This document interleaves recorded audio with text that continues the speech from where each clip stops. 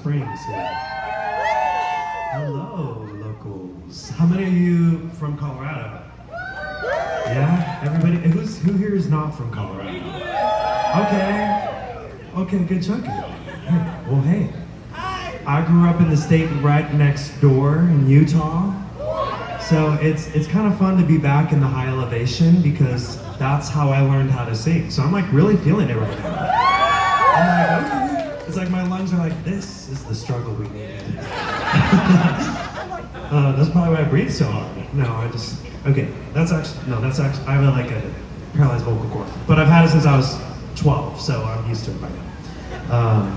Okay, so I came out 4 years ago, in 2021, thank you.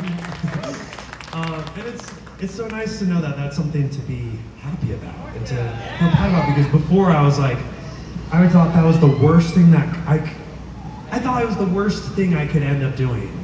And when you get there and you're like, oh, this is amazing.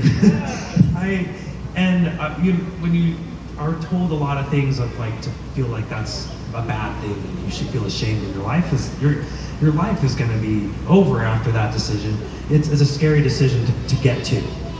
But luckily, I was able to do this, the work inside, and I did a whole album called Therapy Sessions. I did a lot of, that was helpful to help me get to the point of then understanding what was going on inside of me to then come to terms and make the decisions I needed to. And anyway, yeah. And then therapy after as well, just helpful. Anyway, that's a different story. We don't need to go. But therapy's great, y'all. It's really great, and it's helpful. And just to have like an accountability to help you process things and to move forward. I feel like this is like a good event to talk about that. But it's getting support system is everything, and whether it's someone who's more objective or someone that is a close friend you can trust. Or a loved one. Support systems are really part of life and growing and becoming better. Anyway, so I came out in 2021, and I was engaged to a woman because I thought I needed to do that.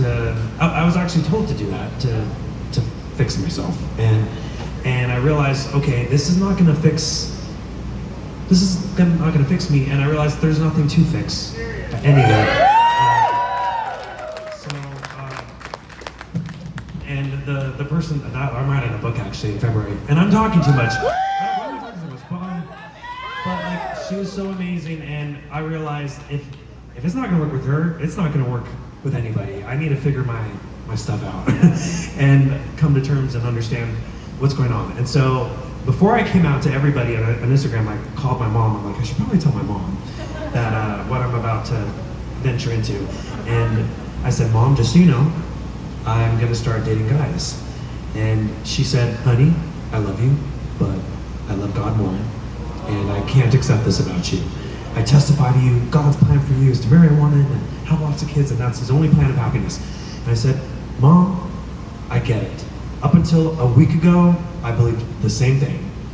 And I don't need you to accept what I'm doing because I get what your beliefs are. But I just want you to respect that I'm making the best decision for me right now. And so she was like, okay. She didn't know what to think, I guess, really, but I was still going to church after because I was like, well, I'm still gonna make both work because you can be queer and still religious, which you can, but the beliefs I was in, I realized there was too much conflict going on, and I was like, I can't do this. It's a lot to juggle. I'm getting a lot of people with a lot of opinions, and I just need to be somewhere better for myself. So I left my religion. People magazine put it in an article without me realizing that's what they were gonna do, but that's what People magazine kind of does. But it was like, well, rip the Band-Aid off. I was like, oh no, my mom's gonna see this. She's probably pissed off. I didn't hear from her for a few days. And why am I saying so much? I'm like treating y'all like a therapy session. So sorry. I'm getting more music. But I didn't hear from my mom for a few days, and I'm like, I think I pissed her off. And a few days later, I hear from her, and she said, I've decided to step away from the church. And I was like, what? I'm like, Mom, you don't have to do that. I know how much this means to you. And she said, you know, I don't want to be somewhere where my children don't feel loved and welcome. So, and she said, if you're going to hell, then we're all going to hell with you.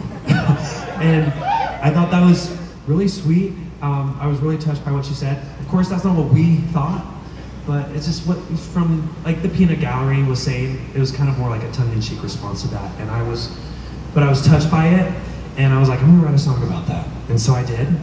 And so this is a song inspired by my mom, and the wonderful Taylin Richie's gonna dance to this, and it's called Held Together. Okay.